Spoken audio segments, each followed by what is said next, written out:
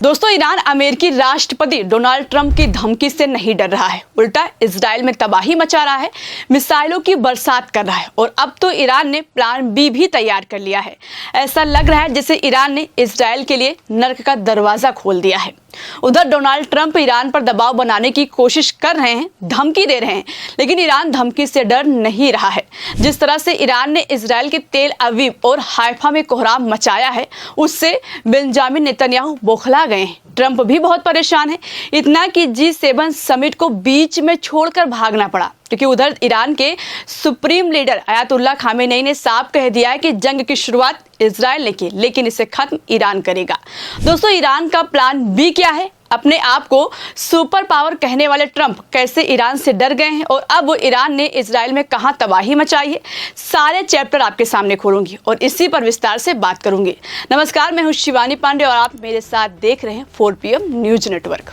दोस्तों, सबसे पहले बात खबर की कर लेते हैं। ये देखिए, दैनिक जागरण की खबर में लिखा है, खबर 17 जून की है। इसमें लिखा है, ईरान ने फिर किया इजराइल पर हमला, सीज फायर पर नहीं बनी बात, अमेरिका ने रखा प्रस्ताव। इसके बाद नीचे लिखा है, ईरान और इजराइल के बीच चल रहा तनाव थमने का नाम नहीं ले रहा है। ईरान ने एक बार फिर उत्तरी इजराइल पर मिसाइल स्ट्राइक कर दी है। इजरायली डिफेंस फोर्स ने इसकी जानकारी दी है। मिडिल ईस्ट में हालात इतने खराब हैं कि अमेरिकी राष्ट्रपति डोनाल्ड ट्रंप को G7 शिखर सम्मेलन बीच में ही छोड़कर वापस लौटना पड़ा। भारत ने भी हेल्पलाइन नंबर जारी किया है। यानी दोस्तों, इस बार ईरान ने उत्तरी इजराइल पर हमला किया है। तेल अबीब से लेकर हाइफा तक हाहाकार मचा है। ईरान अब इजराइल की हर उस लोकेशन को टारगेट कर रहा है जहां नेतन्याहू की नस दबी है, यानी इजराइल के वो शहर जो सुरक्षा के लिहाज से बेहद खास माने जाते हैं। तेल अबीब जो इजराइल की राजधानी है, हाइफा वो आर्थिक राजधानी है। इससे तो यही लग रहा है कि खामेनेई ने बहुत सोच समझकर रणनीति सेट की है कि पहले इजराइल की नस को पकड़ो। इसलिए ईरान की मिसाइल जहां खामेनेई चाहते हैं वहां गिरती है, जहां खामेनेई चाहते हैं वहां वो जगह तबाह कर देते हैं। ईरान की मिसाइलों को रोकने वाला दम अब इजराइल के अंदर नजर नहीं आ रहा है। ये सब देखकर एक तरफ जहां नेतन्याहू टेंशन में है, खुद बंकर में छिपे हैं, अपने नागरिकों को भी बंकर में जाने का आदेश दे चुके हैं, तो वहीं दूसरी तरफ उनके आका डोनाल्ड ट्रंप युद्ध रुकवाने के लिए परेशान हैं।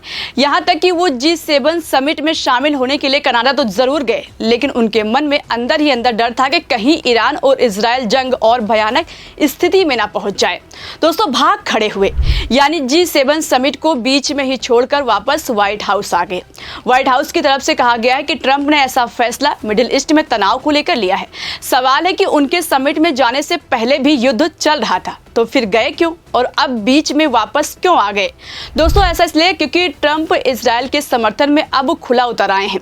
17 जून को ट्रंप ने तेहरान को तुरंत खाली करने की धमकी दी है।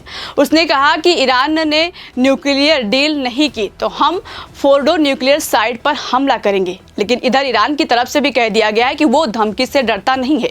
ये देखिए, दैनिक भास्कर की खबर में लिखा है, ईरान के पास करीब 20,000 मिसाइलें हैं। अगर हमने एक दिन में 200 मिसाइलें भी दागी तो इस हिसाब से हमारे पास 100 दिन तक लगातार दागने के लिए मिसाइलें हैं। इजराइल और अमेरिका दोनों के पास इतना बड़ा डिफेंस सिस्टम नहीं है कि इन्हें रोक पाए। दोस्तों, ये बात कही है ईरान के director of diplomatic house Hamid रेजा गुलाम जदेह ने। इस बयान से साफ है कि ईरान के पास मिसाइलों का जखीरा है और इसी से खामेनेई ने अपना प्लान भी तैयार कर लिया है। दोस्तों, इससे तो यही लग रहा है कि ईरान ने पूरी तरह कमर कसकर अपने ऊपर हुए हमले का जवाब देने के लिए तैयार है। देखा जा रहा है कि 13 जून को पहले इजराइल ने हमला किया, उसके बाद से ईरान करने लगा तो इजराइल से तबाही की तस्वीर इस तरह से आने लगी। 3 दिन के अंदर ईरान ने करीब 350 मिसाइलें दागी और इन मिसाइलों को रोकने में इजराइल नाकाम साबित हुआ है, यानी इजराइल का गणित गड़बड़ हो गया है। दोस्तों, ईरान सालों से कहता आ रहा था कि इजराइल अगर हमला करता है तो उसे मुंहतोड़ जवाब दिया जाएगा, तो वही होता हुआ अब दिखाई भी दे रहा है। उसने इजराइल के खिलाफ बैलिस्टिक मिसाइलों की झड़ी लगा दी है। ईरान एक बार में कम से कम 150 से ज्यादा मिसाइलें इजराइल पर दाग रहा है। इजरायली एयर डिफेंस पूरी ताकत लगाकर उनमें से 99% से ज्यादा मिसाइलों को नष्ट कर देता है। फिर भी 5 से 7 बैलिस्टिक मिसाइलें गिरती ही हैं, जिससे इजरायली क्षेत्र में तबाही मच जाती है।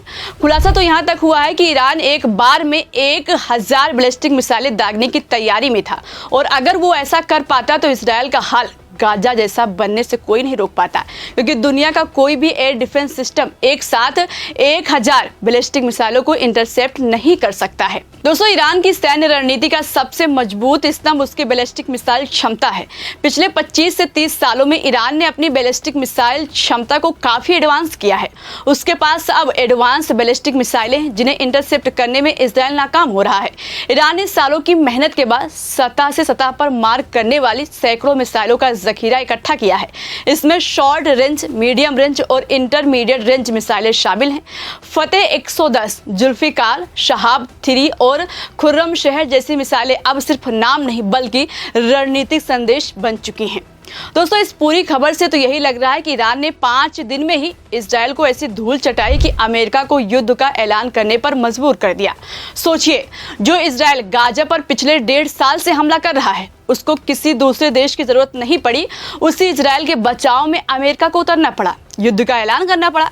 नेतन्याहू की बेबसी, इजराइल की जनता की दहशत और ट्रंप की खोखली धमकियां दुनिया के सामने हैं। अब संकेत मिल रहे हैं कि ये युद्ध इतनी आसानी से खत्म नहीं होने वाला है।